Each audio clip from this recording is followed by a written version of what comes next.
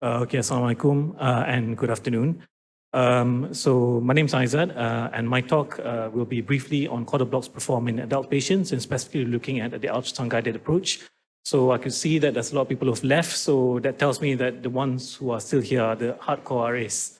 So stay strong. So I don't profess to be an expert in caudal epidural blocks. However, we do work with a urologist who requests that we perform caudal anesthesia for his prostate biopsies. So with last year and a half or so, we've performed quite a number of caudal anesthesia for his prostate biopsies, and we've amassed quite a number of patients who've undergone this. And we've actually published a case series based on this in the Malaysian Journal of Anesthesiology about 2 months ago.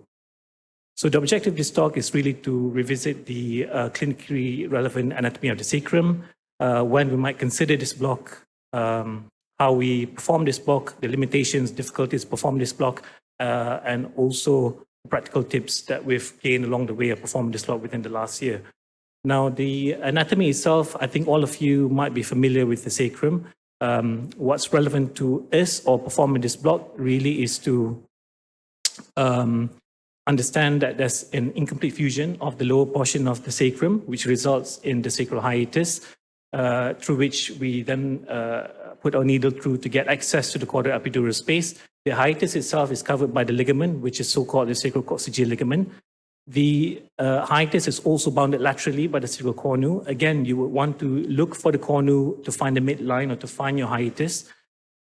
And in adults, literature has shown and cadaveric studies have shown that the dura terminates at level S1 and S2. The sacral canal itself contains the roots that we try to block, venous plexus and filum terminale. And the literature has shown that the volume of the sacral canal itself is about 38 mils. Caudal volume, which is really the volume beyond S2 all the way down to the hiatus, is roughly about 14.5 mils or so. Okay, so the value of the caudal epidural block essentially is to reliably block, when placed correctly, it reliably blocks your sacral nerve roots. And as you can see from this diagram, you would cover a lot of the pelvic organs as well as the anorectal region, the perineum, and also the external genitalia. What it doesn't really do in adults is it gives you an unreliable or unpredictable cephalate spread because of the epidural fat compaction and fibrous adhesions, as we know. And also, if you want to go higher, you need to use higher volumes, and you have an alternative in the form of lumbar epidural anyway. When placed correctly as well, what you hope to achieve with the caudal epidural block is to cover the dermatomes labeled in red. And from a lithotomy view, as you can see, you cover the sacral nerve roots around the anorectal, perineal, and also some bits around the thigh as well. So when might we consider this block? So amongst the pain physicians, amongst this, you find that we do tend to use this for chronic pain conditions such as discogenic type pain. In our local practice, we do find that this is beneficial for, as I mentioned, prostate biopsies, as part of your multimodal analgesia for prostatectomies, circumcisions, anorectal surgery. But a simple answer would be any surgical area that involves the sacral nerve roots or lower lumbar nerve roots would benefit from having or putting in caudal epidural.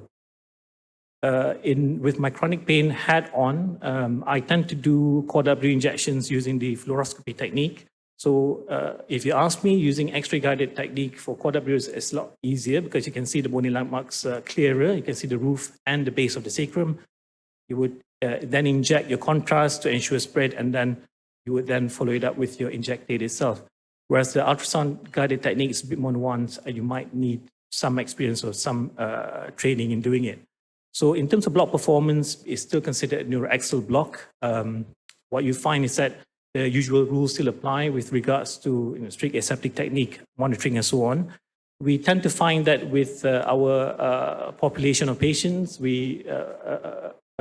high-frequency linear probe is enough. However, for the larger patients, a curvy linear probe might be appropriate. And for a block needle itself, we tend to use a 50 to 80 millimeter block needle. You start off by putting the ultrasound probe transverse at the top of your gluteal cleft, and what you try to find is this sort of picture here. essentially your sacral cornu, which is labeled by the asterisk, the white line pointing towards your sacrococcygeal ligament, and the bottom bit, which is your the base of your sacrum. Once you find your midline and you see that picture, you then rotate your probe 90 degrees.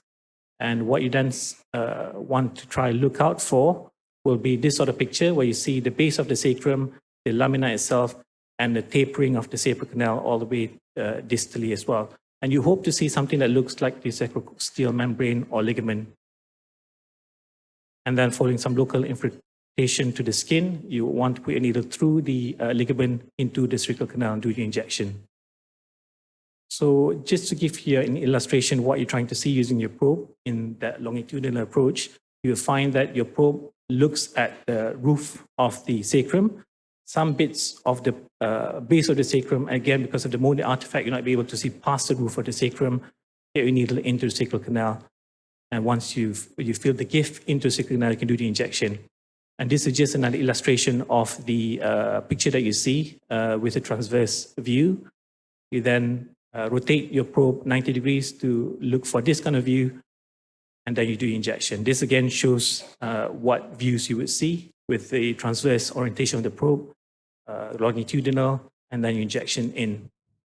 Now, in our local setup, we use a spinal tray with our metal gallipods, with our ultrasound gel and probe cover, and we occasionally we do use a needle guide as well, where it aligns the block needle with the beam of the probe. And that's as an injection. If you're wondering whose beautiful hands those are, that belongs to our organizing chairperson. So again, this is what we see with our transverse view, where you see the two sacral cornu on each side of the hiatus. And then when you rotate the probe longitudinally, you would find this view, and then injection in. In terms of the choice of drug and volume of the drug, is still a neuroaxial block, so you want to use medication from single-use ampules, which are preservative-free as well. For pediatric patients, there's a lot of publications on various regimes being described. But for adult patients, you find that a lot of the case reports and publications focus on 20 to 30 mils for the lower abdomen and 15 to 20 mils for the perineum and lower limb. What we'll focus on is, again, the value of this block really lies if you want to block the perineum or pelvic structures, and you use the 15 to 20 mils volume. What we have found is that the caudal epidural really shines in sort of minor perineal surgery and for ambulatory sort of day case surgery type procedures. Now, this paper was published back in 2004. It's been a while, but it's actually a good paper.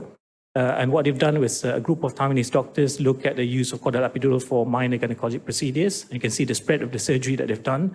They've used 20 mils of 1% lignocaine, and you find the anesthetic duration varies between 45 minutes to about an hour or so. Nysora also agrees caudal epidural injections can give you between 90 to 150 minutes of anesthetic duration, and this with them using adrenaline 1 in 200,000 as well. Once a block is in, I tend to check it using the ethyl chloride spray around the perineum, around the sacral nerves or nerve roots that you have blocked. But also the true answer for us is really when our urologist puts the rectal probe in to ensure significant relaxation of the sphincter. So that's a true test whether it's worked or not really. So some of you might wonder, how is this more beneficial than a spinal saddle block?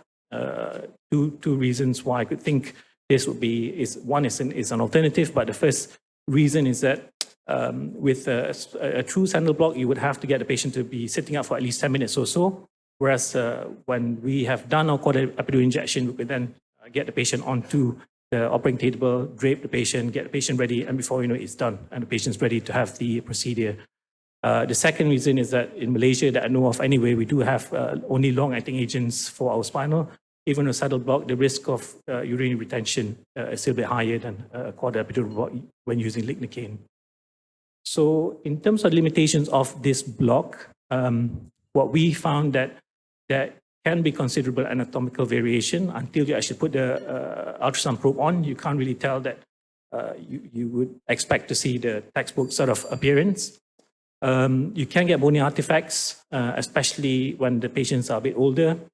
Onset time can be about 5 to 10 minutes or so, and the patient needs to be in a prone position. A group of Korean doctors back in 2014 published risk factors associated with difficult caudal epidural under ultrasound guidance, and what they've shown is that the depth of the sacral canal actually plays a role, and the length of the sacrococccygeal ligament. So what we've learned from our experience is that, well, ideally you want the patient prone. You want to put a pillow underneath the hips to reduce the degree of lumbar lordosis. You want to internally rotate the ankles to relax the gluteal clefts, gluteal muscles to provide you space to do the injection, and position the patient close to the edge of the bed so you're not sort of leaning forward to do the injection, and dominant hyponeedling. So in summary, what we found with our caudal epidural is that it's an alternative to spinal sidle anesthetic and also lumbar epidural. We find that if you use the right volume of medication and the right drug, it can provide close or ideal conditions for minor day case procedures, and it can form part of your multimodal analgesia for major perineal pelvic surgery as well. Thank you very much.